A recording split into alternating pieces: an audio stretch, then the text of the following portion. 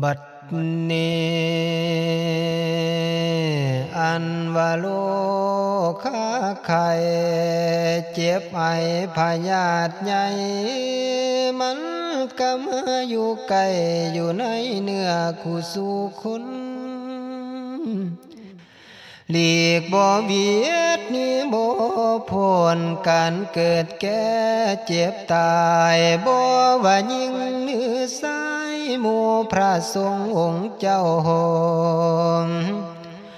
พร้อมทั้งหนุ่มหรือเฒ่าจนมีหรือทุกข์ยากมันก็บ่ละเว้นอภัยให้แก่ผู้ใด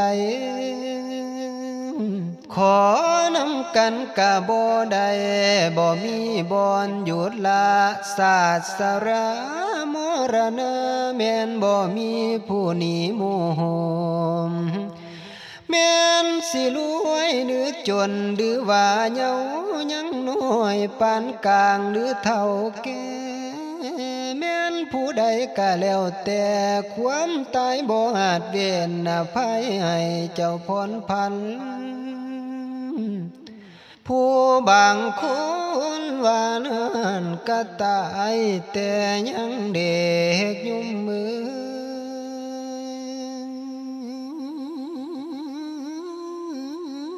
ใจคันแม่นเฮาตกไตบุญสิแดนน้ำเฟือยุ่มมือ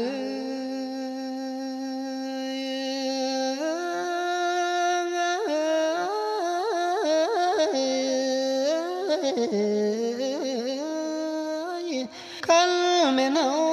ตกเหนือบุญสิแดนน้ำขามบุญสิพาเฮาขึ้นเมืองสวรรค์ไปเวินเวิน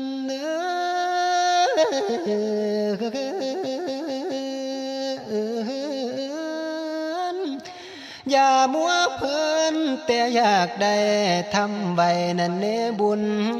ขันแม่นตกนรกบุญสิอยู่เขานี่ขันแม่นตกกะเวจีบุญสิพาให้เฮามุ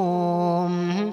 บุญสิโจมเฮาขึ้นเมืองสวรรค์ไปสันสีสู่สุขาวดี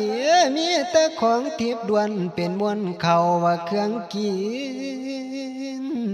รักษาศีลกินทานให้เสื่อความพุทโธเจ้าหอมเพิ่นว่าบัวว่าหอกเป็นเงาคือแหวนสีปองให้เฮาได้ท่องเที่ยวยากะบทโคตรเดียวโลภหลายทุจริตให้ทบทวนล้วนเคียดจังสิหวนเห็นแจ้งเฮามาแปลงทั้งขามนุไม้มุมฟังชีวิตเป็นอนิจจังสังขารโลกบ่เที่ยงมัน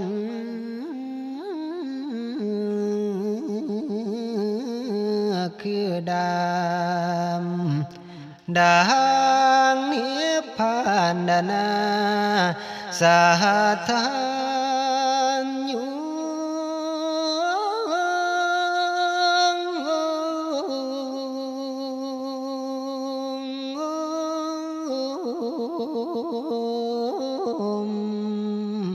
นมขอให้ทุกท่านวิจารณ์เบื้องหาผลเอาเองเนื้อเฮาเกิดมาเป็นคนให้ก่อบุญเป็นทินการ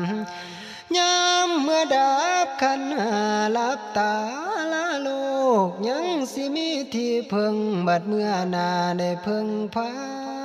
งทั้งศาสตร์นี้และศาสตร์นาสิได้อยู่เป็นสุขสิบ่จนทนทุกข์กะหังมีดีใดให้ทำบุญเอาไว้ตายไปสิได้เพิ่งมันบ่ด่วนบ่เหลืองวัฏบนโลกไตผลสุดท้ายก็แม่นตายเกิดโลกคาพยาธินาอยู่ปฏิเหตุนะปะกานันหังกายสังขารบ่แม่นของคงที่ คุณความดีบุญกุศลเป็นสิ่งรำรงยังชีวิตเป็นอานิจจังสังขารโลกตั้งบ่เที่ยงล้างเถื่อคอยล้างเถื่อเงียงสัตว์อยู่ใต้โลกด่วนผลสุดท้ายก็เป็นตายขอเตือนห้องได้อายอย่าประมาทขึ้นวัน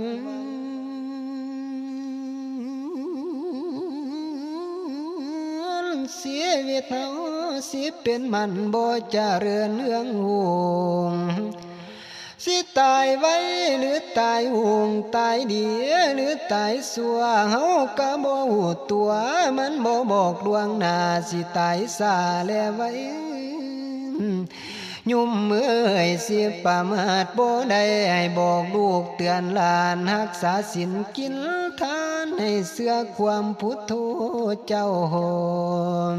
เพิ่นว่าบุญยามเศร้าให้ตักบาตรจังหัน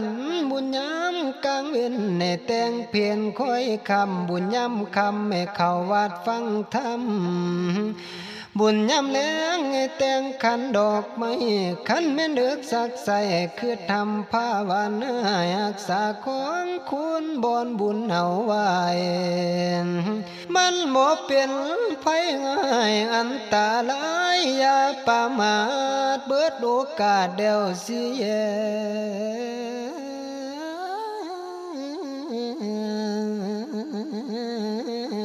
สิลงโองอาหังมนุ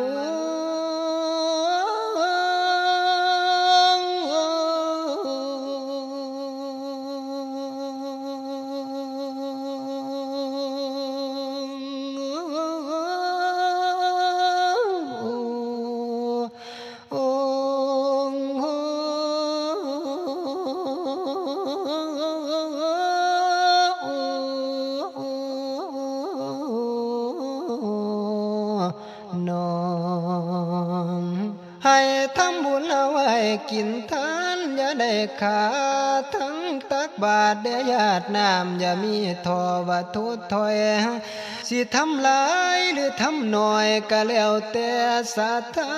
ก็แล้วแต่ฐานะหอดวันศีลวันพระยาสิไลคุณ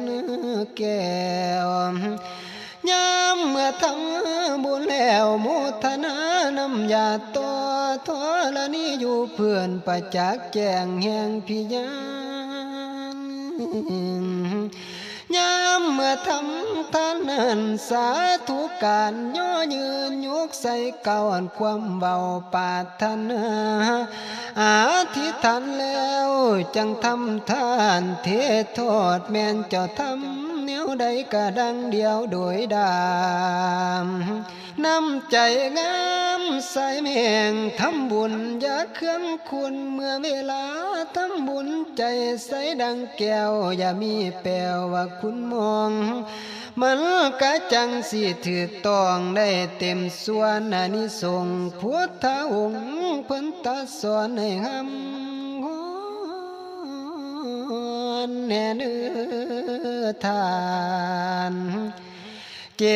ตนาสำรวมสิสมบูรณ์พุนทรงได้เต็มส่วนอานิสงส์บุญกุศลที่ทรงให้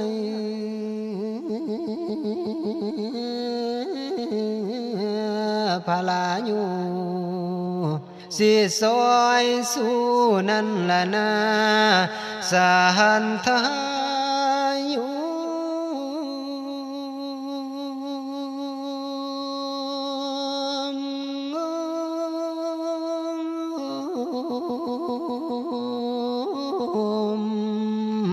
เด้